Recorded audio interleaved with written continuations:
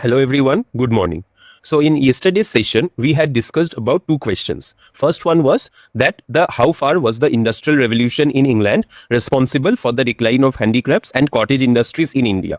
And the next question was latecomer Industrial Revolution in Japan involved certain factors that were markedly different from what West had experienced. Now, in today's session, I will show you that for these two questions, what answers or how I had written these answers and what was the feedback that I got for these two answers. Now, let's start with the first question. First question was, so at first I will show you that what answer or how I have framed the answer. So first question was that how far was the Industrial Revolution in England responsible for the decline of handicrafts and cottage industries in India? So just a disclaimer that if you are watching this video, I would request you to watch the previous session first, because in the previous session we had discussed each and every part of this question and how to frame the answer, so that you can get an idea about how to write answer for this particular question. And then you can come and see this one as well. Now let's start with this one. So the question was that how far was the Industrial Revolution in England responsible for the decline of handicrafts and cottage industries in India? So on the introduction part, how I had written is, so introduction was a bit longer, but was a bit long only. But what I had written is, the Industrial Revolution in England transformed production from handmade to machine-based systems. Okay. Next part I had written that while it powered Britain's growth, it proved disastrous for India's handicrafts and cottage industries, once famous across the world for their fine quality and design. So always try to write your introduction for both the for all the parts of the question that has been asked. It's not that you will write your introduction based on only one part of the question, but you need to write your introduction or the conclusion covering all the parts of the question. So this is how I had written the introduction part. And in the body part, I had, so as we had discussed previously, that the body part of our answer should be in a multidimensional manner. So I had written it under economic aspect, and then I had covered the answer under multiple aspects like economic aspects, political aspect, and then I had covered the technological aspect. Then I had covered the social aspect as well. And finally, I had covered the cultural aspect as well. So what are the things that I had written over here? So under the economic aspect, what are the things I have mentioned? Now I have simply mentioned that the cheap machine-made British goods flooded Indian markets. Next, I had mentioned that Indian handmade textiles could not compete with industrial products. Next, India became a supplier of raw materials. So this is the main point, okay, that after the Industrial Revolution, India became the supplier of raw materials and a market for British goods. Next, exports of Indian textiles and handicrafts sharply declined. So these are the sub points I had mentioned under the main point, economic aspect. Similarly, under political aspect, what I had mentioned, like the British trade policies favored British manufacturers. Now, high import duties on Indian goods in Britain, and British goods entered India almost duty free. Next is patronage and protection for local artisans were withdrawn. So these are the points which I had mentioned under the political aspect. And under technological aspect, I had mentioned about the inventions and all that was done during the Industrial Revolution. Like Britain advanced with inventions like the spinning jenny and steam engine. India remained technologically backward under colonial rule. Now, no state support for industrial modernization. So basically, under the technological aspect, I had mentioned about all the inventions that was done. Now, under social aspect, I mentioned about the mass unemployment among artisans and weavers. So these are the social aspects, and the many shifted to agriculture, worsening the rural distress. So this is how I had mentioned under points under the social aspect. And what points I had mentioned under cultural aspects? So like the renowned centers like Dhaka and Murshidabad declined, and the traditional crafts and designs gradually disappeared. So this is how I had framed the body part of my answer, and I tried to cover much aspects. I tried to diversify my answer, like I tried to cover in most dimensions. And next, on the conclusion part, how I had concluded my answer is like this, that the Industrial Revolution in England was a major factor behind India's industrial decline, but not the only one. Why I have focused on this one? Because in the question it was asked that how far was it responsible. So I had clearly put my judgment over here that it is not the sole factor. It is not the only factor. Like we had other factors as well, like the exploitative colonial policies of the British deepened the crisis. Now, together they turned India from a global exporter of crafts into a dependent colonial economy. So, this is how I had framed the answer for this particular question. Now, I will show you that what feedback I had got for this particular question. Okay. So, on the introduction part, what I had got the feedback is that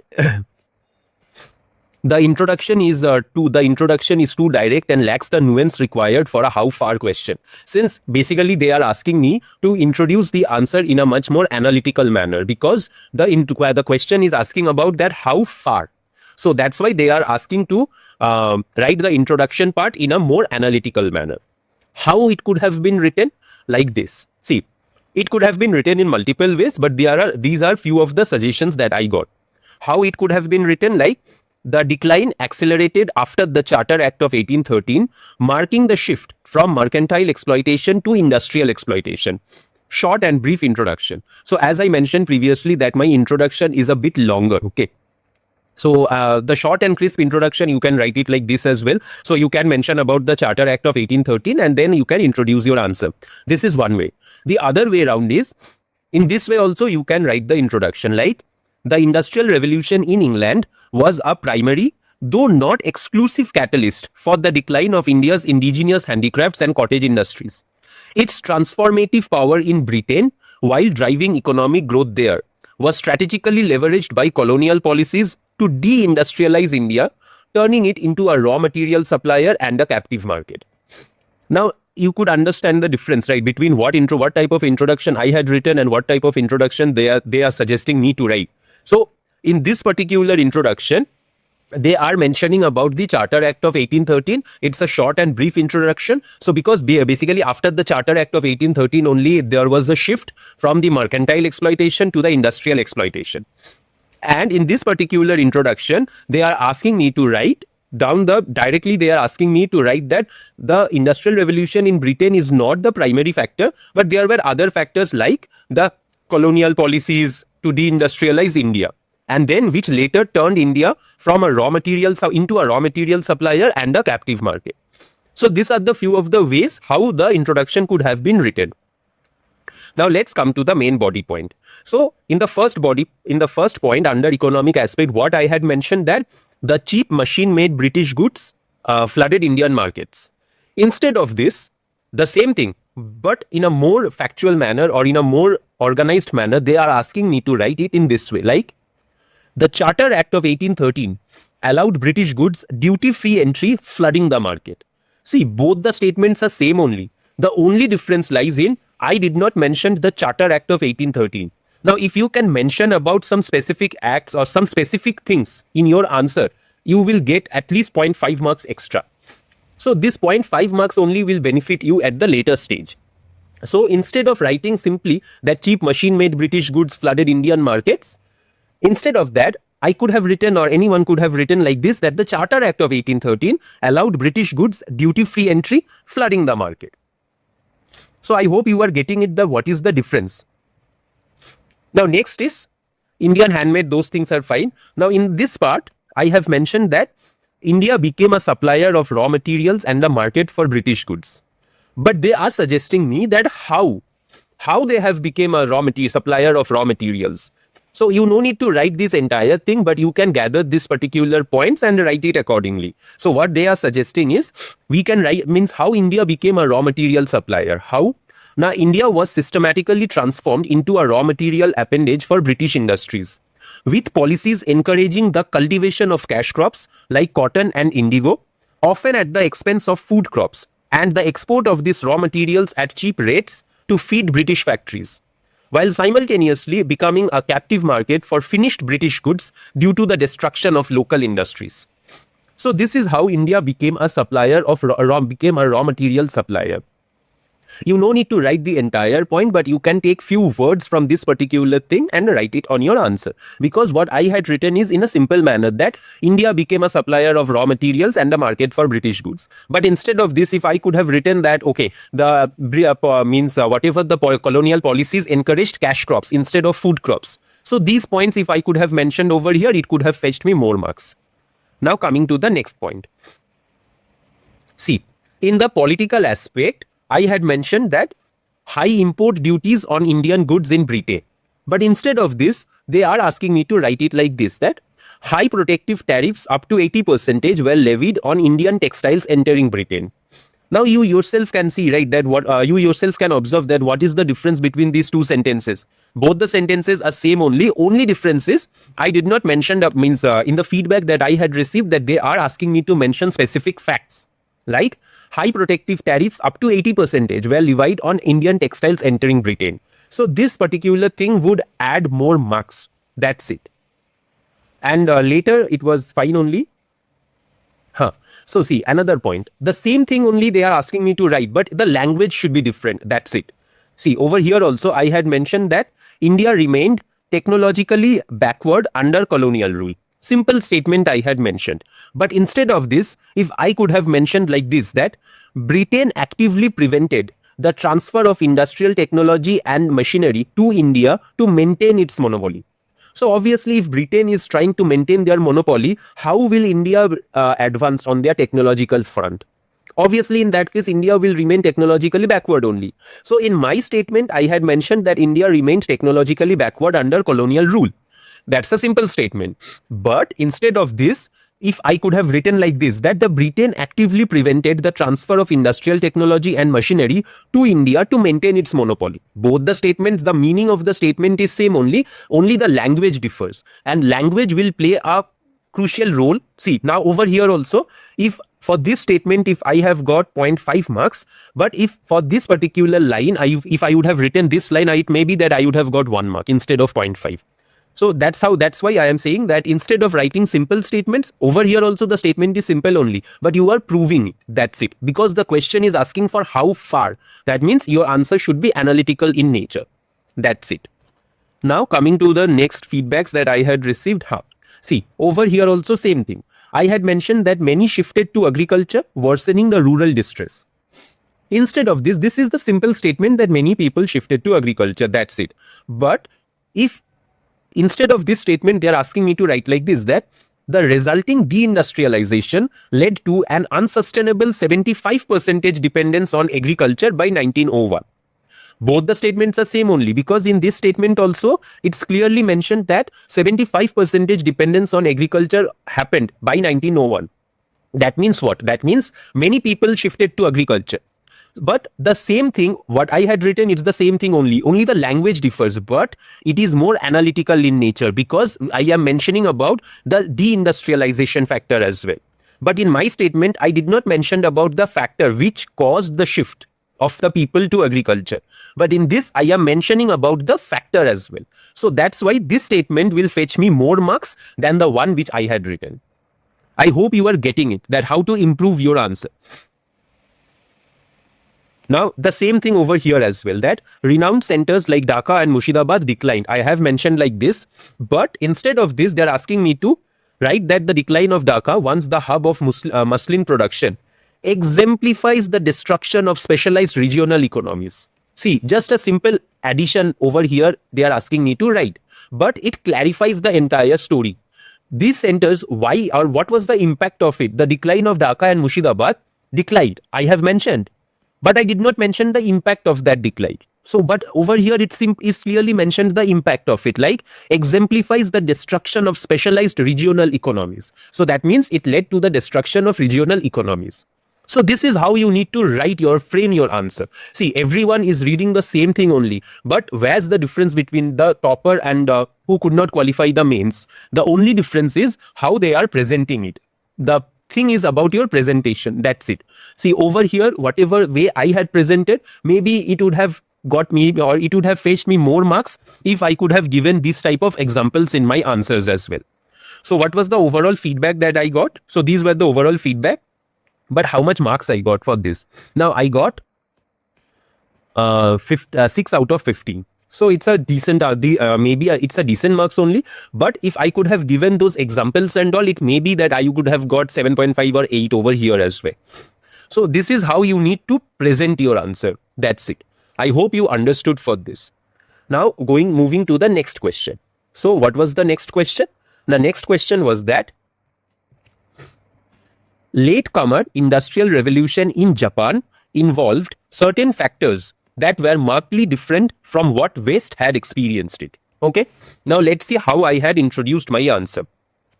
So it was a 10 marker question. Okay, so again over here also my introduction was a bit lengthy, which I will show you in my next answers, that the one which I had written previously, that how I had rectified my this particular mistake of mine.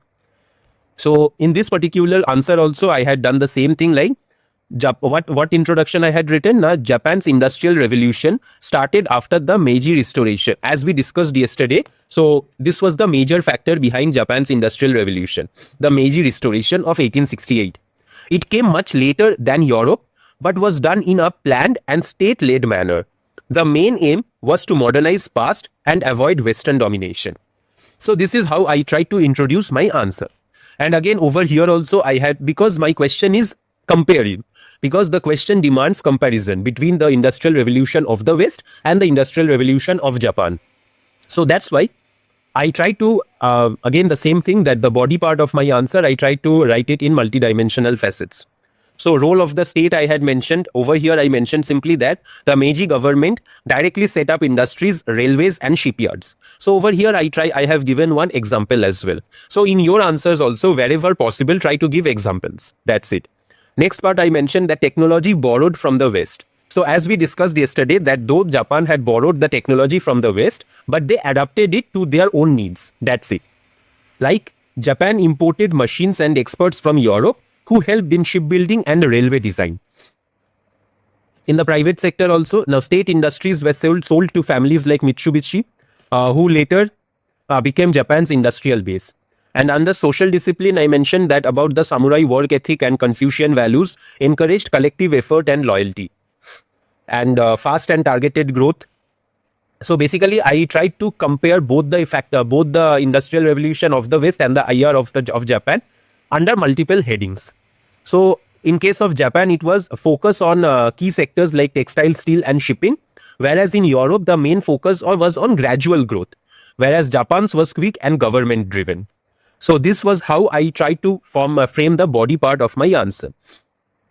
Now coming to the conclusion part, how I had concluded, it's that Japan's industrial revolution was not spontaneous like the West, as we had discussed yesterday only.